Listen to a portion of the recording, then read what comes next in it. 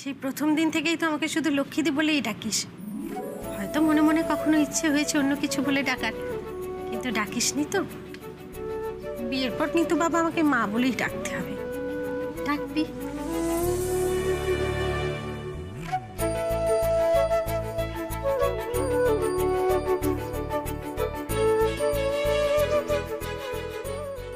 ওলে বাবালে, ওলে বাবালে, খালি ওই মায়ের কথা ভেবে কষ্ট পেলে হবে? আমিও তো মা। হ্যাঁ, যেদিন থেকে তোকে প্রথম দেখেছি সেদিন থেকেই তুই আমার প্যাক প্যাক হাসছানা, আর আমি তোর মা। সে তুই আমাকে যতই লক্ষ্মীদি বলে ডাক না কেন। ওটা তো মায়ের ডাক না। একদম, মায়ের ডাক নাম হচ্ছে লক্ষ্মীদি। আমার সোনা হাঁস। ও বাবা, শোনো, এই সোনা হাঁসের দায়িত্ব কিন্তু তোমার। হ্যাঁ, এই সোনা হাঁস তোমাকে কখনো ছেড়ে যাবে না। সারা দুনিয়া তোমাকে ভুল বুঝলো, একটা জিনিস মাথায় রাখবে, আমি জানি তুমি সব সময় ঠিক। এই হাঁসের দায়িত্ব কিন্তু তোমার। হ্যাঁ, আমাকে ছেড়ে কোথাও যাবে না প্লিজ, আর আমিও তোমাকে ছেড়ে কোথাও যাব না। একটা জিনিস সবসময় মাথায় রাখবে। আর একটা জিনিস, আমাকে কখনো ভুল বুঝবে না প্লিজ, যাই হয়ে যাক না কেন। আরে বাবা, দেখো আমি জানি যে তুমি যেমন আমাকে ঠকাবে না, তোমার হাঁসও তোমাকে কখনো ঠকাবে না। এসব কথা আসছেই বা কেন? তুমি তো আমার সারথি, তুমি আমার প্যাক প্যাক হাঁস। আমার তোমাকে ভুল বুঝলে চলবে? আমি কেনই বা তোমাকে ভুল বুঝবো, আর কেনই বা বিশ্বাস করবো? আর সব থেকে ভালো আমাকে ব্যস্ত হবে কিন্তু। সব থেকে ভালোই তোকে বাসি, তাই? সব থেকে বেশি তোকে ভালোবাসি। একদম। আমাকে একটা আদর দাও। ওলে বাবালে, এই তো তুমি হচ্ছ আমার প্যাক প্যাক হাঁস, তুমি হচ্ছ লক্ষ্মীর পক্ষী, তুমি আমার হচ্ছ মিষ্টি মা। তারপর তোমার এই গুলি গুলি গুলি গুলি চুল, আমি এর মধ্যে কুলু কুলু কুলু কুলু কুলু কুলু করে দেবো।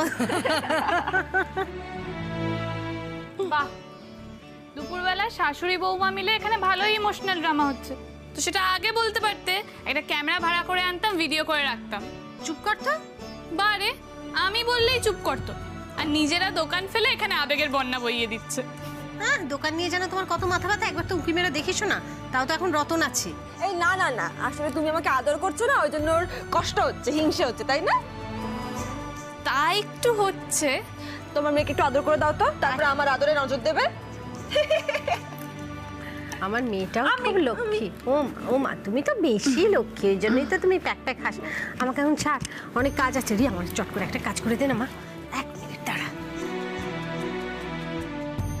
দেখেছো তো, এবার আমাকে একটা কাজ দিয়ে দেবে।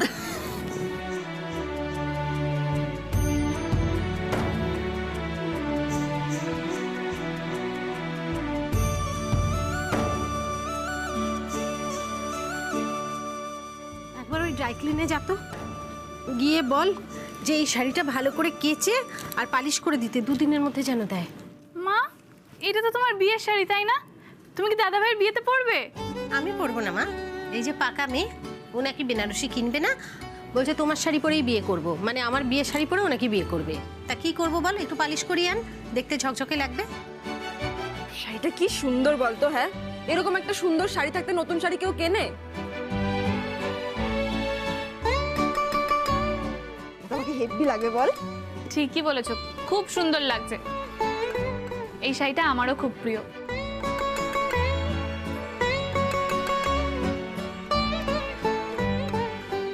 তোমার আগে বিয়ে হচ্ছে বলে তুমি এই শাড়িটা পরে নিচ্ছ, না তো কিন্তু এই শাড়িটা মা আমার জন্য তুলে রেখেছিল। হিংসুটে মেয়ে কোথাকার। আচ্ছা ঠিক আছে ঠিক আছে, আমি সলিউশন দিচ্ছি। আমরা একটা ডিল করি, এই শাড়িটা আমি বিয়েতে পরে নিচ্ছি, তারপরে এটাকে আবার পলিশ করে রেখে দেওয়া হবে, তারপর তোর বিয়েতে তুই আবার পরে নিবি। ডান?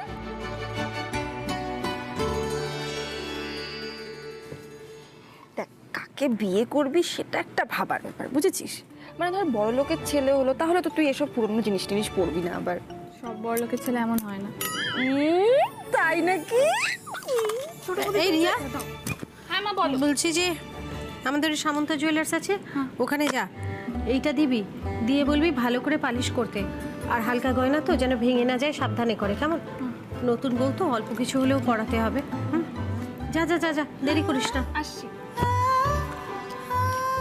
এই, আর মুখ বার করে থাকবে না বলে দিচ্ছি। কি করবো বল, মনটা ভীষণ কু গাইছে। আবার মনে হচ্ছে কোনো বড় বিপদ অপেক্ষা করে আছে। কিছু হবে না লক্ষ্মীদি, আর শোনো, লক্ষ্মী কাকিমা যখন তার ফুল অন এনার্জি নিয়ে থাকে তখন কোনো বিপদ ধারে কাছেও ঘেঁচতে পারবে না, বুঝেছো? তার মানে বলছিস আমার যখন এনার্জিটা ফুল থাকে বিপদ আমায় ভয় পায়? বাবা খুব। তার মানে লক্ষ্মী কাকিমা superstar full energy. Energy full on, ক্লান্ত মনি নন, আর মানেনি কখনো, মানবেও না হার। সাদা কালো ঝিরে ঘিরে ঘিরে আছে সমাধানে রাখা, সবই তার কাছে। লক্ষ্মী কাকিমা প্রাণ ভরে বাঁচে, ভুলো না খবরদার। লক্ষ্মী কাকিমা সুপারস্টার। বলছি দাদা, মেজদার অপারেশনের জন্য কোথা থেকে টাকা জোগাড় করব আমি তো কিছুই বুঝতেই পারছি না। মানে ওর কোনো মেডিক্লেম আছে কিনা জিজ্ঞেস করব, বা ওর কোনো ফিক্সড ডিপোজিট থাকলে সেটা যদি ভাঙিয়ে। আরে খরচ যা বলছি তাতে তোর আমার পক্ষে তো সম্ভবই না। আর শুভর যে কতটুকু কি আছে কিছুই তো জানি না, কিছু তো বলেও না। আর মানে এখন যেরকম টেনশন করছে ও, তাতে তো ওকে কিছু জিজ্ঞেস করাও যাচ্ছে না। মানে কারো কাছ থেকে যে একটু টাকা ধার করব, লক্ষ্মীকে তো বলতেও পারছি না, ওর উপর দিয়ে যা যাচ্ছে। বাড়িতে কেউ আছেন? কি বল? আমি দেখছি না।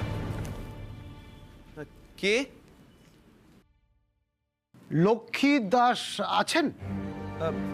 হ্যাঁ, আপনারা? আমরা ইন্স্যুরেন্স অফিস থেকে আসছি, ওনার সঙ্গে আমাদের কিছু দরকার ছিল। ওহো, আসুন আসুন আসুন আসুন। বৌদি, ইন্স্যুরেন্স অফিস থেকে। ওই শোনা, হংসিনীকেও ডাকিস। হ্যাঁ হ্যাঁ হ্যাঁ। আসুন, বসুন বসুন বৌদি, বসুন, এখানে বসুন। ওই ইন্স্যুরেন্সের অফিস থেকে লোক এসছেন। এসো। ও নমস্কার, আপনারা এসে গেছেন, ভালো হয়েছে, তাড়াতাড়ি কাজটা হয়ে যাবে। সে নয় হলো, কিন্তু আমাদের তো ইনভেস্টিগেশনের কিছু রুলস আছে থাকে, সেক্ষেত্রে আমাদের কিন্তু আপনাদের সাপোর্টটা লাগবে। নিশ্চয়ই আমরা সব রকমের সহযোগিতা করব আপনাদের সঙ্গে। ইন্স্যুরেন্সের টাকাটা পাওয়া আমাদের খুবই জরুরি, আমাদের এত লস হয়ে গেছে। প্লাস বাড়িতে একজন অসুস্থ লোক, আমরা যে কি আতান্তরে পড়েছি স্যার, কি বলবো আপনাকে। বুঝেছি বুঝেছি, সবই বুঝতে পারছি। ইনি ইনি আমাদের সার্ভেয়ার। বলছি এই ক্ষেত্রে সার্ভেয়ারের কাজটা কি রে? সার্ভেয়ার মানে তোমার, ওরা হচ্ছে পুরো ব্যাপারটাকে সার্ভে করবে, তো এই যে পুরো বিষয়টা সেটা সত্যতা যাচাই করবে, বুঝেছো? ওনাদের একটু চা দিতে হবে, ফ্লাস্কে চা করা আছে, 2 কাপ চা এনে দে। আচ্ছা আচ্ছা। উনি আপনাদের দোকানগুলো সার্ভে করবেন, রিপোর্ট দেবেন, তারপর এনার রিপোর্ট আর পুলিশের রিপোর্ট ওপর নির্ভর করবে যে আপনাদের ক্লেমের টাকাটা আপনারা পাবেন কি পাবেন না। আসলে it will take some time, I mean সময় লাগবে, একটু লম্বা প্রসেস তো। স্যার একটু দেখুন, যদি তাড়াতাড়ি কাজটা শুরু করে দেওয়া যায় তাহলে আমাদের খুব সুবিধা হয়। হ্যাঁ স্যার, মানে আমি আর হংসিনী না হয় আপনাদের দোকানগুলোতে নিয়ে যাব, আপনারা যেদিন বলবেন সেদিনই। তার আগে আপনাদের সঙ্গে কিছু কথা বলে নিই। এতগুলো দোকান একসঙ্গে ব্লাস্ট হলো, এটা তো প্রি প্ল্যান ছাড়া সম্ভব নয়। এই ব্যাপারে আপনারা কি কাউকে সন্দেহ করেন?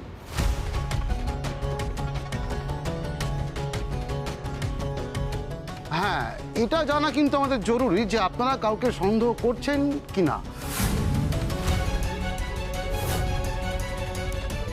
আসলে এই সমস্ত কেসে বেশিরভাগ ক্ষেত্রেই দেখা গেছে যে যারা প্ল্যানগুলোতে ইনভলভ থাকে তারা কিন্তু কাছের লোকেরাই হয়, মানে বেশিরভাগ ক্ষেত্রে দেখা যায় যে বাড়ির লোকেরাই কিন্তু ইনভলভ। তো সেক্ষেত্রে আপনারা কি কাউকে সন্দেহ করছেন?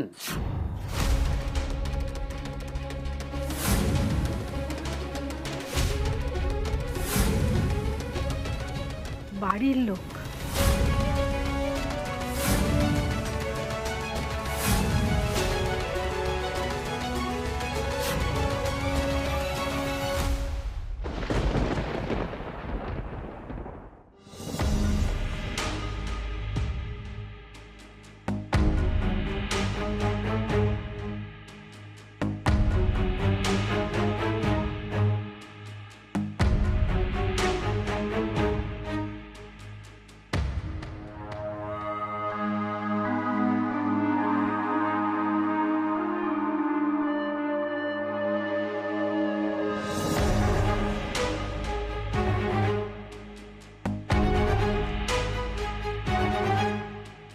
সোমশঙ্কর বাবুর কাছ থেকে এতগুলো টাকা রোজগার করলাম, অথচ এই টাকাগুলো কাজেই লাগাতে পারছি না, আলমারিতে পড়ে পড়ে পড়ছে।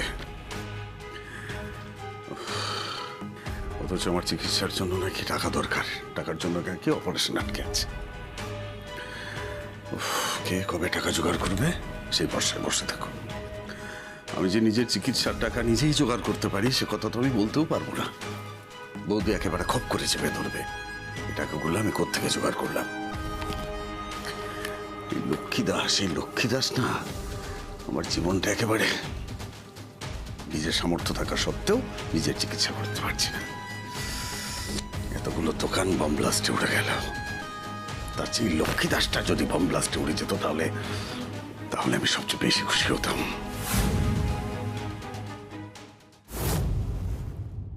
দেখুন, আমার বাড়ির লোক কেউ এই কাজটার সঙ্গে জড়িত এটা আমি কখনোই বিশ্বাস করি না। হ্যাঁ স্যার, বাড়ির কেউ কেনই বা করবে, আর তাছাড়া কিভাবে করবে এত বড় একটা প্ল্যানিং? স্যার, আমরা খুব সাধারণ মানুষ, আমাদের পক্ষে এসব করা কোনোভাবেই সম্ভব না। সাধারণ মানুষ আমরা সবাই কিন্তু খুব সাধারণ মানুষ। আবার দেখুন, এই সাধারণ মানুষই অনেক ক্ষেত্রে লোভ, ক্রোধ, ঈর্ষা এইসবের উপর নির্ভর করে অনেক বড় বড় ক্রাইম করে ফেলে। আশা করি এগুলো আপনাদের অজানা নয়। তবু আমি বাড়ির কাউকে সন্দেহ করি না। আর বাইরে কাউকে সন্দেহ করেন? দেখুন, আমার পুলিশের উপরে, আপনাদের ইনভেস্টিগেশনের উপরে সম্পূর্ণ আস্থা আছে। কাজটা যদি নিরপেক্ষভাবে হয় এবং মানে পুলিশ যদি ঠিক করে তদন্ত করে, তাহলে আমার মনে হয় দোষী ঠিক ধরা পড়বে।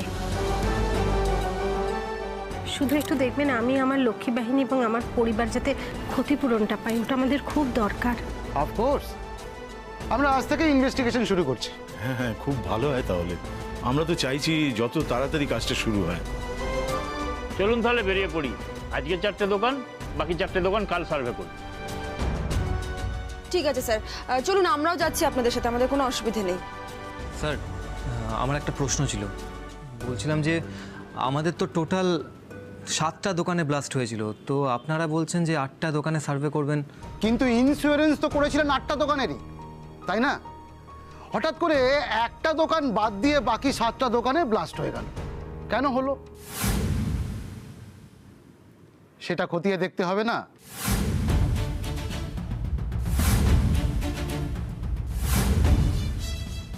প্রথমে যে দোকানগুলো পড়েছে আমরা সেইখান থেকেই তদন্ত শুরু করতে চাই।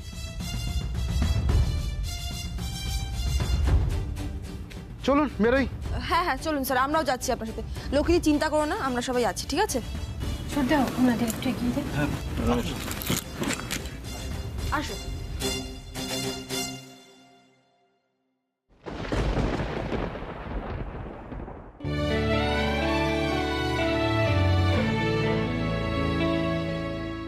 কি ব্যাপার বলো তো লক্ষ্মী?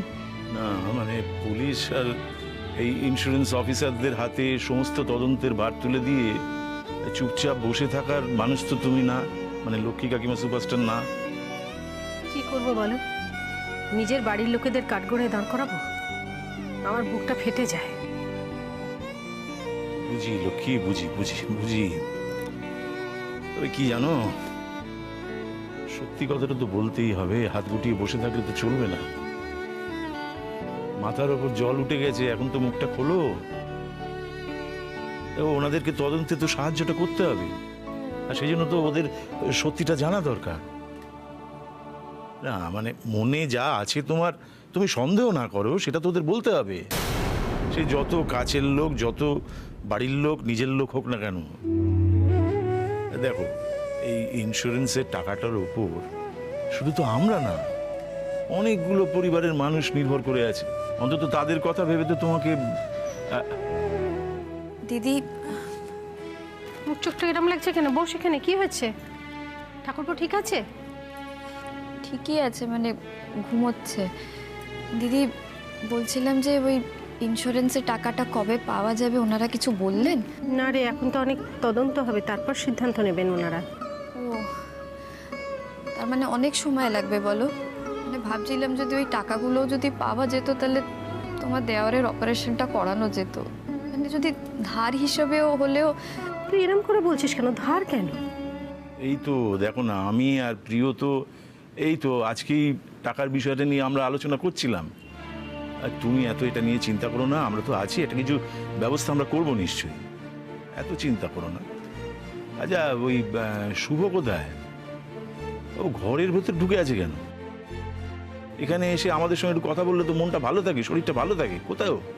একদম আসতে চাইছে না দাদা, মানুষটা যেন কিরকম ভেঙে যাচ্ছে, একদম খাটের সাথে মিশে গেছে। কি যে হবে আমি কিচ্ছু বুঝতে পারছি না। আচ্ছা কান্নাকাটি করতে হবে না, চল আমরা গিয়ে বুঝিয়ে বলছি। এই চলো তো। হ্যাঁ ঠিক আছে, তাই চলো চলো।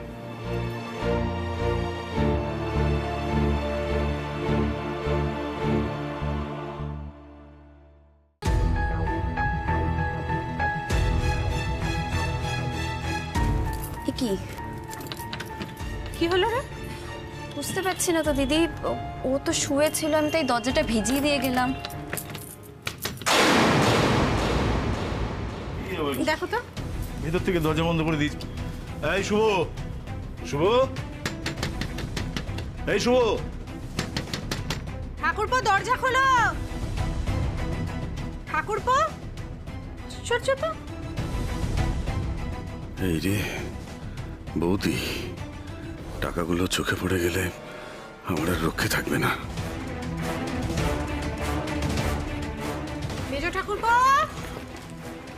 এই শুভ, কি হলো কি? দরজাটা খোল শুভ। ও মেজো ঠাকুরপো। এই কি হচ্ছে? হ্যাঁ কি তুমি আবার উঠতে গেলে কেন? চলো কি রে, কি ব্যাপার বলতো?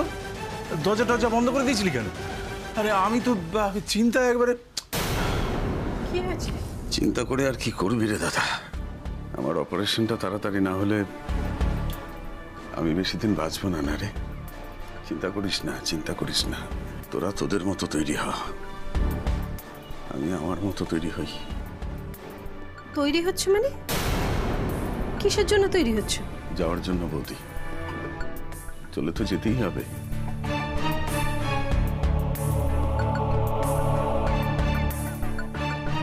কি হাবল তাবল কথা বলছো বলো তো? দেখেছো তো দিদি, আজকাল ওর মুখে সবসময় এই একই কথা। কান্নাকাটি করো না রিনা, দেখো যেতে তো হবেই, তাই নিজেকে এই সংসার থেকে, পরিবারের সবার থেকে নিজেকে সরিয়ে রাখছি, বুঝলি দাদা? এসব কি আজে বাজে কথা বলছো বলো তো? দেখছো মেজো কিরকম কাঁদছে, ছেলে মেয়েগুলো কিরকম কাঁদছিল। তুই কাঁদিস না, মানুষের শরীর খারাপ থাকলে এরকম অনেক ধরনের বাতিক চাড়া দেয়। তুমি না বাঁচলে বাচ্চাগুলোর অবস্থা কি হবে তুমি ভেবে দেখছো না? অবস্থা যাই হোক বৌদি, বাস্তব তো মেনে নিতেই হবে বলো। তোমাদের আর কি, তোমাদের তো সুখের দিন, সুখের সাগরে ভাসছো, ছেলের বিয়ে বলে কথা। তার মানে কি বলছো বলো তো? আমরা কি এত স্বার্থপর নাকি? তুমি দাদার দিকে তাকাও, তাকাও। তুমি দাদার দিকে তাকিয়ে কথাটা বলো। কি করে ভাবলে তুমি তোমার অপারেশন না করিয়ে, তোমাকে সুস্থ না করে আমরা দুলালের বিয়ে দিয়ে দেবো? শোন, এই শোন, শোন ভাই, তুই এত চিন্তা করিস না, আমরা তো চেষ্টা করছি। মনটাকে ভালো রাখ। হ্যাঁ, মনটা ভালো রাখলে ডাক্তারবাবু তো বলেছেন শরীরও ভালো থাকে। তাই বলছি কি একটু একটু খুশি থাক, একটু সময় লাগছে আমি জানি। তা ডাক্তারবাবু তো বলেছেন যে মন যদি ভালো থাকে তাহলে অপারেশন করতে দেরি হলেও কোনো অসুবিধে নেই। আর তুই যদি এইভাবে ভেঙে পড়িস তাহলে আমি কোথায় যাই বল দেখি ভাই। আমি জানি একটু সময় লাগছে, আসলে মানে টাকার অঙ্কটা এত বেশি যে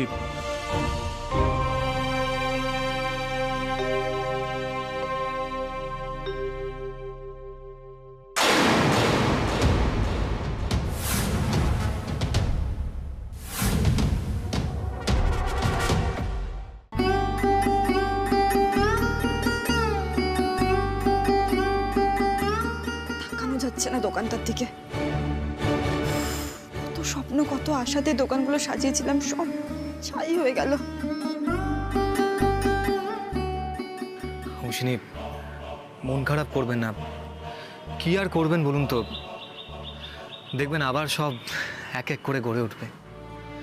আমাদের সবার স্বপ্ন আবার পূরণ হবে অশ্বিনী। সেই আশাটাই করছি।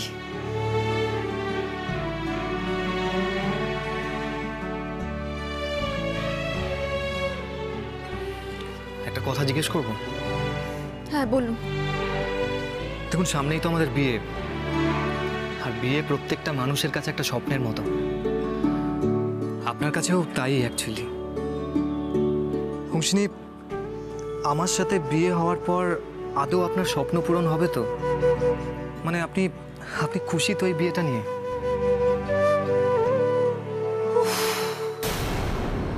মা ছেলে দুজনে মিলে এক কথা বলে বলে আমাকে পাগল করে দিলেন আপনারা। সত্যি এই নিয়ে 1790 বার এই কথাটা আমাকে জিজ্ঞেস করলেন আপনি। না, আমি লক্ষ্মীদির ব্যাপারটা না হয় বুঝলাম, আপনি এত ইনকনফিডেন্ট কেন বলুন তো? এভাবে হিরো হবেন আপনি? না না হুংসিনী, রিয়েল লাইফ হিরোদের না সবার আগে তার পার্টনারের খেয়াল রাখতে হয়, তারপরে না হয় রিয়েল লাইফ হিরো হব। আসলে কি জানেন তো, মানে আমাদের বিয়েটা তো লাভ ম্যারেজ নয়, তাই বারবার জিজ্ঞেস করছি, মানে আপনি খুশি তো এই বিয়েটা নিয়ে? কোনোভাবে আপনি কর্তব্য পালন করছেন না তো? নিজের খুশির কথা ভাবছেন তো? সব জেনে গেছে জানো, লাভ ম্যারেজ নয়। কেউ যেন ওনাকে এসে কানে কানে বলে দিয়ে গেছে, এটা অমনি কনফিডেন্টলি বলে দিল।